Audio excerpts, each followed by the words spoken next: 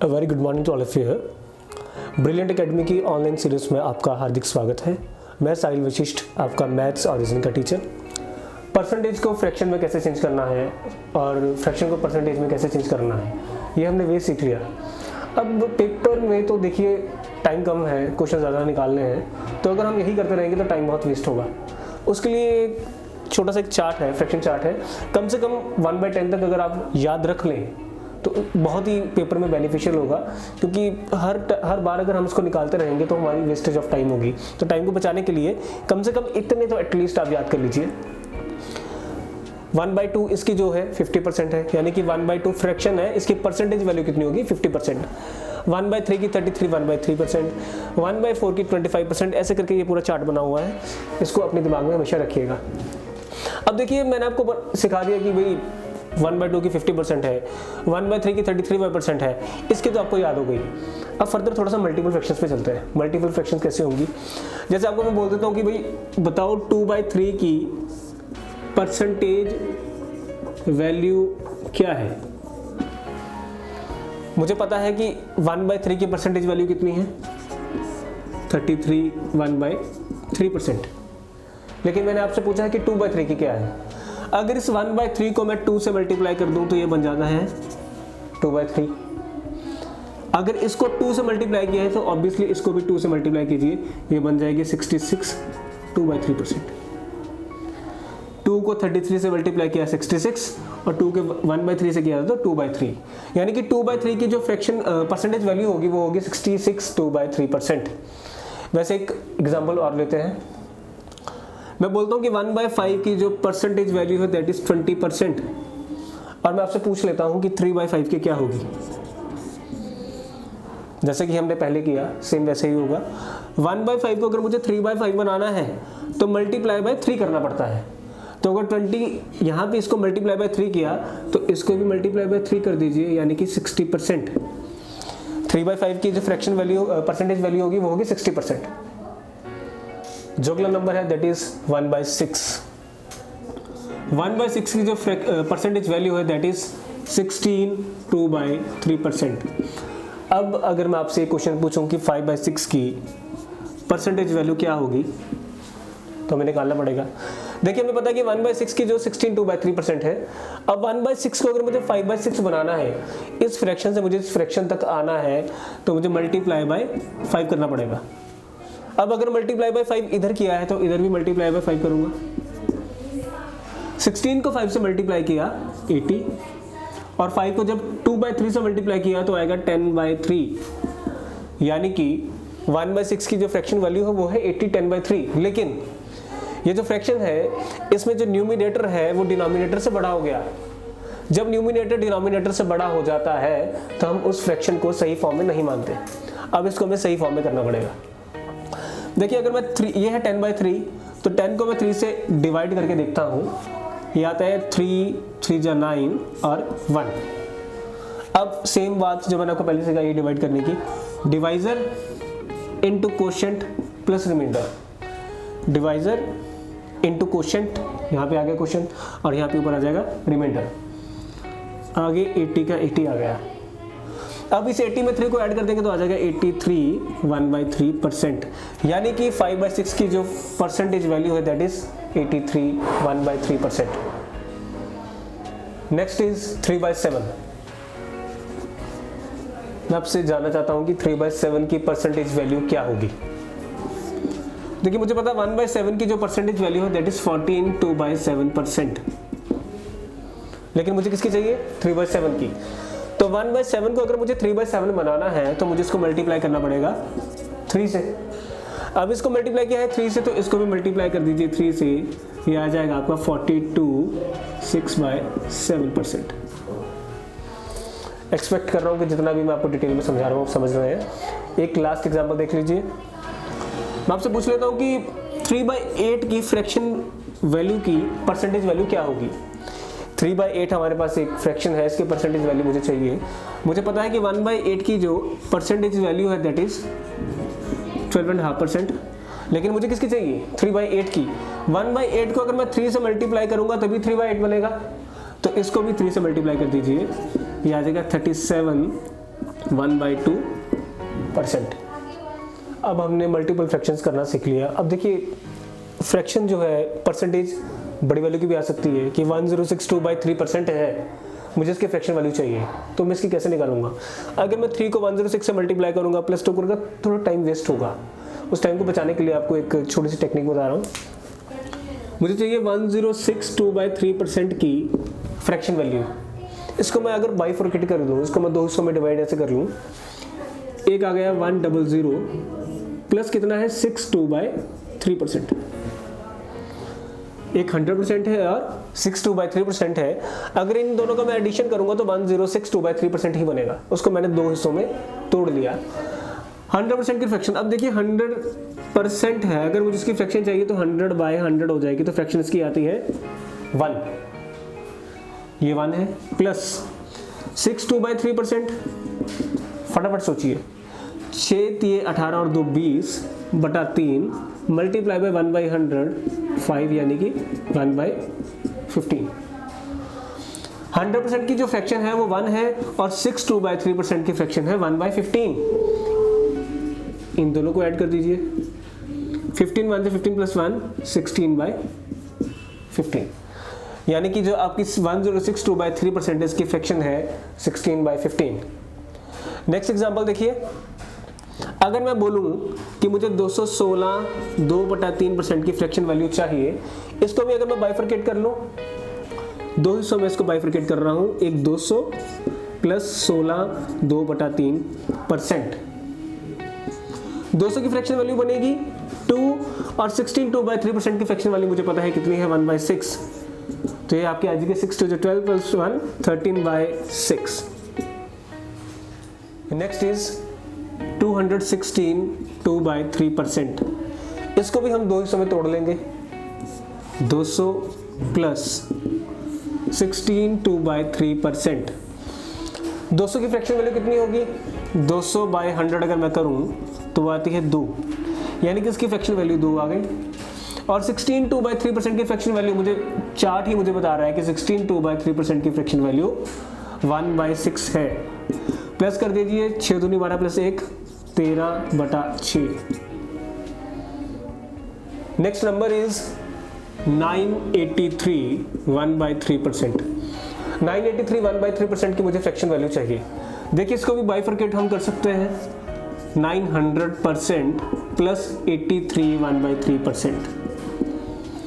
अब देखिए 900% है, इसकी मुझे अगर फ्रैक्शन वैल्यू चाहिए तो जाहिर सी बात है, सामने दिख रहा है कि इसकी फ्रैक्शन वैल्यू 9 होगी। अगर मैं 900 डिवाइड बाय 100 करूंगा तो 9 ही आएगा, वो मैंने इसकी फ्रैक्शन वैल्यू डाल दी। अब 83 1/3%, आपको अगर आपने पहली वाली वीडियो मेरी अच्छे से देखी होगी तो मैंने आपको सिखाया हुआ है कि कैसे फ्रैक्शन वैल्यू को तोड़ना सीखना है। मैं जानता हूँ कि 83 1/3% की जो फ्रैक्शन वैल्यू है दैट इज 5/6। अगर आप इसको मल्टीप्लाई करके भी निकालेंगे तो भी इतनी ही आएगी, सेम आएगी। 6 9 54 प्लस 5 55/6। एक्सपेक्ट करता हूँ कि आपको जितना भी मैं समझा रहा हूँ आपको समझ आ रहा है। And our last example is 537 1/2%। मुझे इसकी भी फ्रैक्शन वैल्यू चाहिए। बाइफरकेट कर लेते हैं, 500 प्लस 37 1/2%। 500 की फ्रैक्शन वैल्यू 5 होगी और 37 1/2 आती है 3/8 की। मल्टीप्लाई करके देख लीजिएगा, सेम ही आएगी। 37 1/2% है, मल्टीप्लाई करेंगे तो 74 प्लस 1 75/2 मल्टीप्लाई बाय 1/100 3 4 3/8, तो ये सेम फ्रैक्शन आ रही है। अब इसको मल्टीप्लाई करके देखिए, 8 5 40 प्लस 3 43/8। स्टूडेंट्स अभी तक हमने जो सीखा है वो है कि किसी भी अगर परसेंटेज की हमें फ्रैक्शन वैल्यू चाहिए या हमें फ्रैक्शन से परसेंटेज बनानी है, वो हमने चीज़ सीखी है। अब इसकी जो अलग टाइप है वो है कि अगर आपको डायरेक्टली पूछ लिया जाए कि किसी नंबर की कितनी परसेंट है, जैसे मैं पूछ लेता हूँ आपसे कि बता दीजिए कि 26% ऑफ 84 क्या होगा, या कुछ और भी क्वेश्चन आ जाए, मैं मान लेता हूँ कि 55% ऑफ 150 क्या होगा। अगर आपको इसको इमीडिएटली निकालना है तो कैसे निकालना है? ज़्यादातर बच्चे क्या करेंगे, वो कर देंगे कि 84 मल्टीप्लाई बाय 26 डिवाइड बाय 100, फिर इसको काटने लगेंगे, फिर मल्टीप्लाई करेंगे, तो आंसर काफ़ी लेंथी हो जाएगा, टाइम कंज्यूम होगा ज़्यादा। इसके लिए अगर हमें इस चीज़ को हमें शॉर्ट करना है, उसके लिए मेथड है जिसको हम बोलते हैं ब्रेकिंग ऑफ परसेंटेज। देखिए मैं इसी क्वेश्चन को उठा लेता हूँ, 26% ऑफ मुझे चाहिए 84। अब देखिए 26% है, अगर मैं इसको 25% प्लस 1% लिख दूँ, इसमें कोई हर्ष तो नहीं, क्योंकि दोनों अगर 25 प्लस 1 को प्लस करूँगा तो 26 ही आएगा। 25% मतलब क्या है ये बता रही है हमें कि 25% का मतलब है 1/4। 1/4 किसका, 84 का। अगर मैं 84 का 1/4 करूंगा तो ये आएगा 21 लिख दिया, प्लस 1%। किसी भी नंबर का अगर आपको 1% फाइंड करना है तो जस्ट उसे 100 से डिवाइड करना है। 84 डिवाइड बाय 100 0.84, तो प्लस 0.84 कर दूंगा तो 21.84। बिल्कुल सिंपली आराम से आ जाएगा। अगली एग्जांपल देख लेते हैं।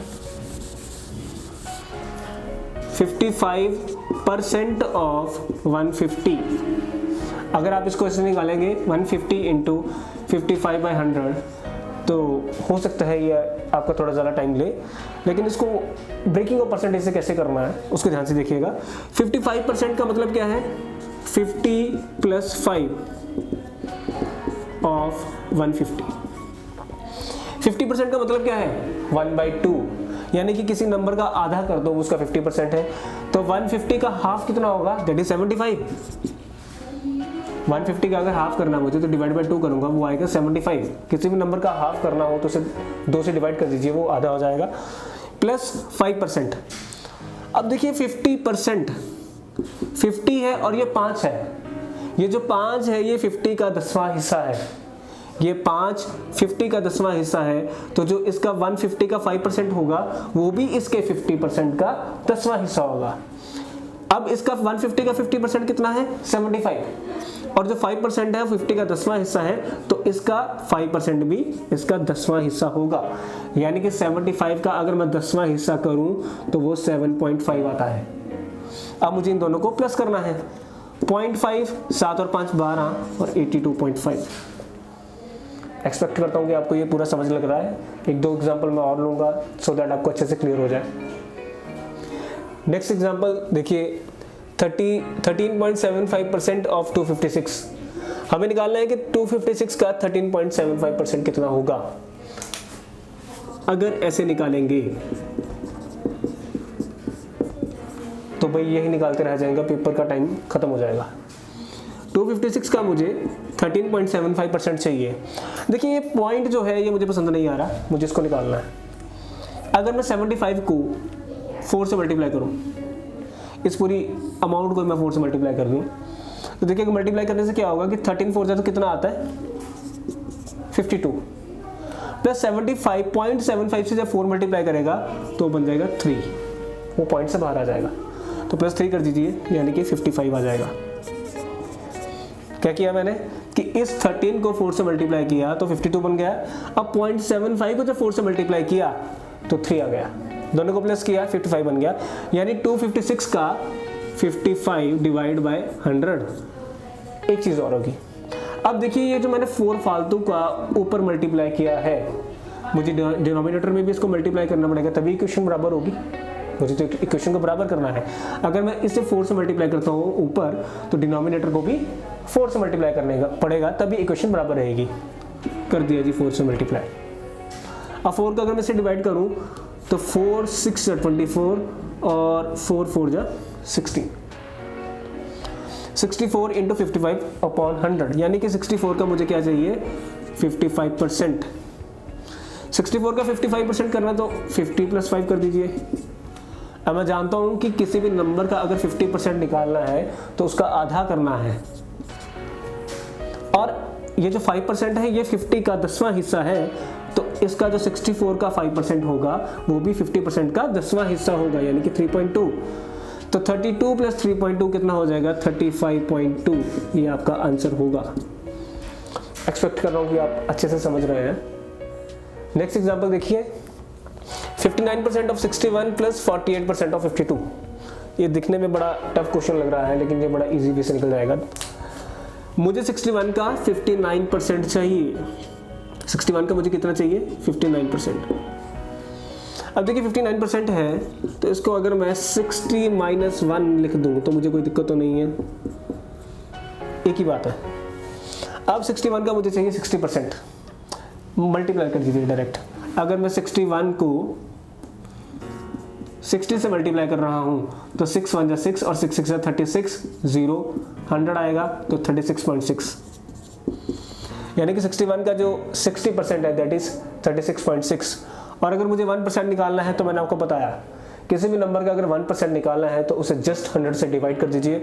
इसको अगर मैं 100 से डिवाइड करूंगा तो आएगा 0.61।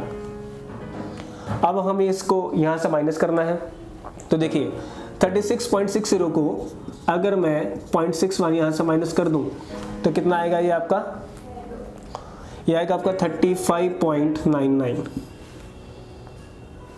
देखिए इतना 35.99 आ गया। अब इस वाले पार्ट को हम पकड़ेंगे, 48% ऑफ 52। 48% निकाला मैं 52 का, तो 48% का मतलब क्या है? 50 माइनस 2 लिख दूं, एक ही बात है, इसमें कोई दिक्कत तो नहीं है। यानी कि 50% माइनस 2% ऑफ 52। 50% किसी भी नंबर का क्या होता है? उसका आधा। 52 का आधा 26। अब देखिए मुझे 2% चाहिए, 1% निकाल सकता हूँ, मुझे इसका पता है कि 1% आएगा 0.52, ये इसका 1% है। 52 का जो 1% है दैट इज 1.52 और मुझे इसका 2% चाहिए, तो यानी कि अगर मैं इसको 2 से मल्टीप्लाई करूँ तो इसे भी 2 से मल्टीप्लाई कर दीजिए। 2 2 जा 4 और 2 5 जा 10, 1.04 माइनस 1.04। अब मुझे 26 से अगर 1.04 माइनस करना है तो ये आपका आएगा 25.96। अब देखिए इतने से पार्ट का जो आंसर था वो था 35.99 और इतने पार्ट का जो आंसर है वो है 25.96। तो इन दोनों को ऐड कर दीजिए, 35.99 प्लस 25.96। बिल्कुल मैं इस क्वेश्चन को डिटेल में इलेबोरेट कर रहा हूँ, इसलिए थोड़ा सा टाइम कंज्यूम लग रहा है, लेकिन अगर आप इसको प्रैक्टिस के साथ करेंगे तो ये बहुत ही कम समय में आप इस क्वेश्चन को आराम से कर लेंगे। तो अब इन दोनों को एडिशन करके जब हमें 35.99 प्लस 25.96 को ऐड करेंगे तो ये हमारा आएगा 60.95।